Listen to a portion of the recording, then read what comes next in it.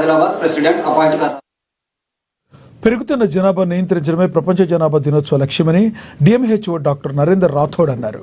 శుక్రవారం జిల్లా కేంద్రంలో నిర్వహించిన కార్యక్రమానికి ఆయన ముఖ్య అతిథిగా విచ్చేశారు. 1987లో ప్రపంచ జనాభా 500 కోట్లు దాటిన తర్వాత ఐక్యరాజ్య సమితి 1989 నుండి జనాభా నియంత్రించాలన్న ఉద్దేశంతో ప్రతి సంవత్సరం జూలై 11న ప్రపంచ జనాభా దినోత్సవం నిర్వహించడం జరుగుతుందన్నారు. జనాభా పెరుగుదల వలన కలిగే నష్టాల గురించి అవగాహన కల్పించాలన్నారు. పరిమిత సంతానం ఒకటే దీనికి మార్గమని తెలిపారు. ప్రతి సంవత్సరం మనం 11వ జూలై రోజు ప్రపంచ దినోత్సవం జనాభా దినోత్సవం జరుపుకుంటున్నామని మీ అందరికీ తెలిసిన విషయం.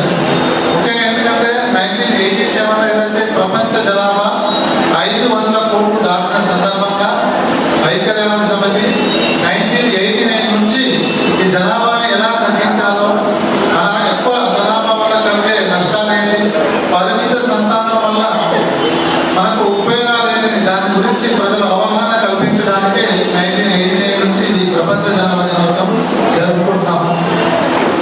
అంటే ఈరోజు ముఖ్యంగా జనాభా వల్ల కలిగే నష్టాల గురించి మనం అవగాహన కల్పించడమే ముఖ్య ఉద్దేశం. సో జనాభా అనేది ఇది మానవ హక్కుల సమస్య. అంటే మనం సంతానం ఉత్పత్తి చేయడమే కాదు, వాళ్ళకి విద్య, ఆరోగ్యం, ఉపాధి కూడా కావాలి. అది కల్పించడమే మనం చేయగలుగుతాం. సో ఆ విధంగా మనం ఇప్పుడు భారతదేశంలో 146 కోట్ల జనాభా చేరిపోయినాం.